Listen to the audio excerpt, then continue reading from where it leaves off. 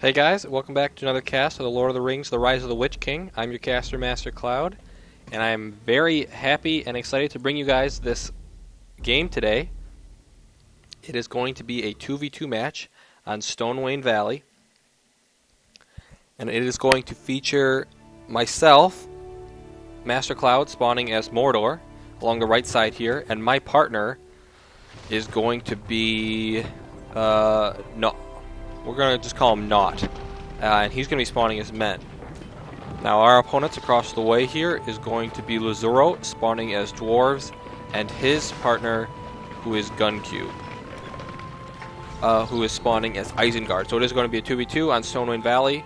Of course, I'll just give you a quick run over of the map. You have the central watchtower here in the center, which gives actually it's a signal fire, not a watchtower, and that does give you increased power cooldowns. Then, of course, to the north and the south, you have the Fire Drake's lair as guarding the outpost, which, of course, gives you a very decent amount of income per whatever round or however often it does it every couple of seconds, which is about worth 2.5 mines. So definitely worth it to go for that if possible. Does provide very good steady flow of income. Now it looks like I'm going to be building an orc pit right here on the low ground, or not necessarily on the lowest ground, which would be down here, but I'm going to be building up here right next to my partner's fortress, and it looks like he's just going for, actually he's going to go for the stables first, so he's going to go out for some, and actually sending his builder up here to grab a couple of my farm spots here in the back. Looks like I've already grabbed most of them on this side. But we'll be pumping out some early orcs there, and he's going to be going with the horsemen to hopefully deal some harass. Now, our opponents here, Gun and Luzur0, are going for guardians and actually going for wildmen. This is an interesting starting build for Isengard. Isengard actually not one of the lesser played races, so you don't see that as much, and even less you see the wildmen start here from the clan steading. Almost always going for the barracks, but this time going for the clan steading. The reason I say that is the clan steading is a very expensive initial item. Yes, the wildmen that you can produce from it, very cheap, only 150, but the initial building cuts into your initial building and money supply when you start off the game, and this is just a 1K game, $1,000 for each player to start off the game. Now it looks like I can easily take out the wildmen with my archers, however the guardians are going to be a completely different story, as they have a lot more HP than the wildmen. And it's going to be up to my archers here to get away, and actually I'm going to be trying to flank these guardians with a second pair of archers. Now the bats here do throw down a bonus for the dwarves, that is actually Isengard's bonus. But it does help the dwarves, who have actually gone into defensive stance here. Pretty good move by Luzur0 to throw them on defensive while they're trying to get away or get close to the archers. And may switch the back when they get close enough, although that might not even be necessary. Keeping them on defensive. Actually, he does switch them back just to ordinary battle stance. But against archers, holding that defensive stance might actually be a good idea. Looks like some more wildmen up here are going to be chasing some of my archers. They do go ahead and find some buildings to the north here. And I'm attempting to build some more orc pits here on the low ground, but my archers can't seem to get in range, and that building is going to have to be... Did I cancel that, or was that destroyed? I think I did cancel that. But, and that's going to give these archers a much better angle at these wildmen, so they will all fall. And we do have some Rohirrim out for my partner, Nout. And he is going to be hopefully going for a run by here, possibly some harass in the back. Meanwhile, Luzur0 and GunQ here. Actually, Luzur0 going up to archers. And what is Luzur0 going to be going, or not Luzur0, GunQ going to be going for? He is hard to tell where he's building. Looks like he's just sticking with the clan steading for now. Is this his? Oh, okay, he is teching up just to a orc pit, a regular barracks. Now I am beaconing to something. I'm not sure why I placed that beacon. Possibly to notify my ally that Prince Brand. I was going to say Prince Dane. That's obviously wrong.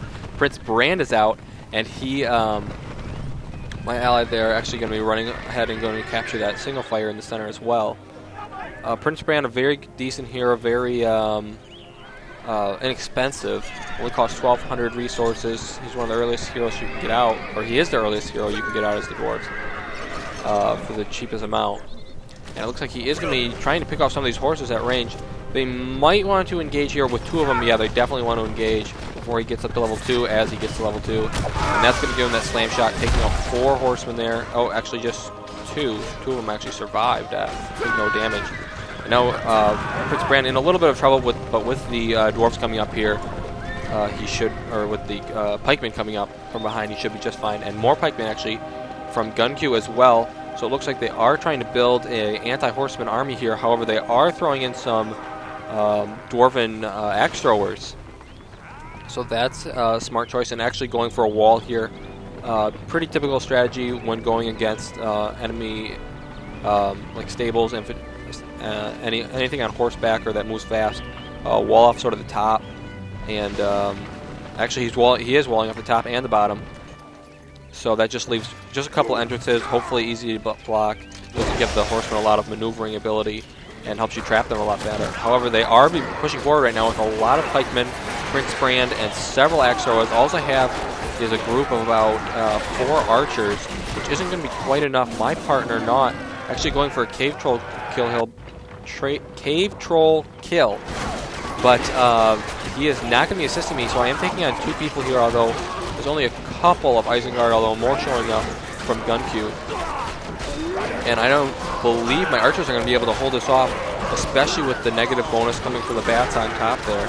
So I'm definitely going to need some help here fast. Of course, Boromir coming out now as the first hero for my partner, Nout. And Boromir is going to show up to the field, but he's going to be a little late. We're going to lose a couple things. However, the pikemen move up too far forward, and actually Aemir was already out for my ally here, Nout, and they run right through the axe throwers, who were left undefended as the pikemen protruded way too far forward. So they are going to get a nice couple of kills there on a lot of units of archers. And with that, without the archer support, my archers, orc archers, there's going to be enough of them in order to clean up the rest of those pikemen. Actually, now, as you can see up here, my partner leads the game. So it is now a 1 versus 2. Of course, I have all of his units. However, I cannot build any more of his heroes. So if any of his heroes die, they are dead. They are gone. So I have to be extremely careful with Aemir here, and I'm not even sure where Boromir is. Actually, he left the money down here too, so Nout is gone. It is 1 versus 2 now.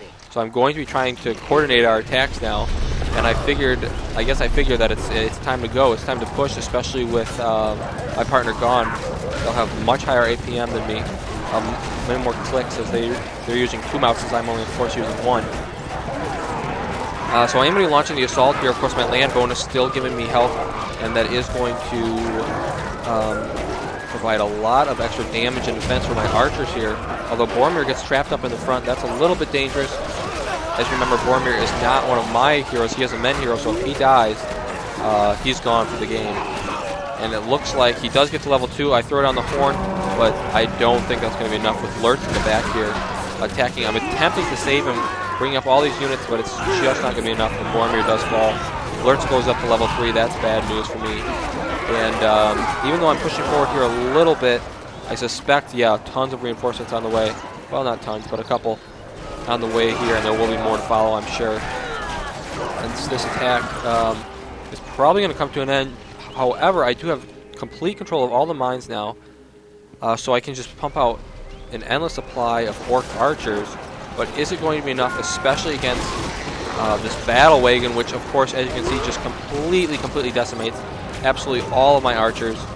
He's only taken half damages and he's pretty much killed 3 units of my archers already. And there goes the rest of my units. And the swordsman here. So battle wagon obviously OP, but what are you going to do? Finally, I'm getting out some pikemen to try and deal with all of these riders and battle wagons, mobile units that my opponents are now going with. Now it looks like actually I've saved up, and as you can see by the shadow on the ground here, let's see if I can find him in the air. I can't, he's flying so high. I actually have a Nazgul on the field right now. So opting for that, Probably because I haven't seen a lot of archers. Yes, a couple of axemen here and there, but nothing that can stop a Nazgul. Now he is going to be going for... Oh, I actually have captured this up here. I didn't even notice when I did that. I'm not quite sure where that Nazgul is going to be going right now. I actually have Mouth of Sauron has been on that this whole time. So Mouth of Sauron working away at the top and the bottom. And do I have the bottom? No, I don't have the bottom, just the top. Here's the Nazgul. Now he's going to be going in. They actually forgot to finish this wall, though it's not really going to matter for the Nazgul. Now he should go probably straight for this builder, and then maybe the mines. We'll see exactly what I have him do in a moment. Coming back here, it looks like they are continuing to push forward. They have found my siege workshop I created at the top there. That was upgraded slightly, so that's just resources right down the drain. Meanwhile, these axe throwers are now chasing down my Nazgul as he continues to find mines here in the back. Oh, that was kind of cool how it like lava pours out of there. I never noticed that before. Anyways, going back to normal view here. Always turning the screen sideways always makes everything look so strange. Now it looks like they're continuing to push up here, but battle wagons may be effective at taking out archers. They're not going to be effective at taking out this fortress or Mouth of Sauron. So both those battle wagons might actually go down here, and it does look like that one does get away. Now it looks like GunQ has actually trapped my Nazgul here in the back. He is beaconing to his ally. He's got him trapped with Lurtz's cripple shot. So my Nazgul actually taking a decent amount of damage here. Is he going to get away or not? He's attempting to escape, and no. So that Nazgul is going to go down. There goes any attempt I had at harassment in the back. And with that, things are not looking good. However, if I scroll over to myself, what powers do I have? I do have the industry power now as I'm going up the left side tree.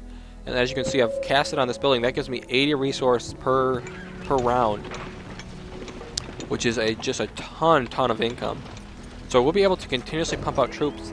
However, I don't know if it will be effective against this many troops of my enemy, especially if he goes for Dwarven Heroes. It looks like right now he's just trying to build up his fortress, doesn't want to lose to any sort of cheesy play, just trying to play it safe and take his time, as they do have a larger army than me right now. However, I continue to build archers here. Now, am I going to be going up? I could actually go up to Coda if I wanted to. Looks like I'm just keeping some of the men builders around, not really using them. Of course, my strongest race is going to be Mordor, so that's why I'm mainly focusing on building Mordor units. A couple of Gondor soldiers here and there, but for the most part, trying to stick with what I know, especially against these larger odds here. Now, we do actually have Uruk Berserkers coming out from GunQ, and he's placing beacons all over the place. I'm not quite sure what he's... Oh, I think he's trying to tell his ally to come back to the battle wagon here so he can heal his units. But looks like these forces right now just kind of waiting around, waiting for the battle to begin, building up. Looks like I'm actually going for a battle tower, trying to defend this position. I've actually gone for Gondor Knight. I don't know what I was thinking by building these, possibly just for harassment. Something to distract the enemy while I continue to solidify my defenses and build up my force. Mouth of Sauron now up to level 4. Not bad, and of course my signature move, a hidden troll cage to the north. When in doubt, hidden troll cage to the north absolutely works every time. But we'll see actually if it does work in this game. I have no idea how this pans out. And it looks like I'm actually building up. This is going to be my 5th troll. And actually GunQ spots it. I don't know how he sees it, but he spotted it somehow, possibly with Brand. So they completely know about this now. And I don't know how he spotted this. This is my builder right here. So I have no idea how they have an 99 clue of this. Maybe he just said attack up this way. He just got lucky, but I feel like they know about it. Meanwhile, there's going to be a huge engagement in the center. All of my archers moving forward, however, with 2 battle wagons in here. Say goodbye to my archers. And these spearmen at the front not doing their job, not stopping the battle wagons. And as you can see, my forces just get absolutely decimated. These Gondor Knights showing up just to charge into their pikemen, of course. And as you can see, those Gondor Knights, horrible units. Meanwhile, up top, these riders have run into my attack trolls. It is now time to reveal them. I'm bringing them forth because I have to.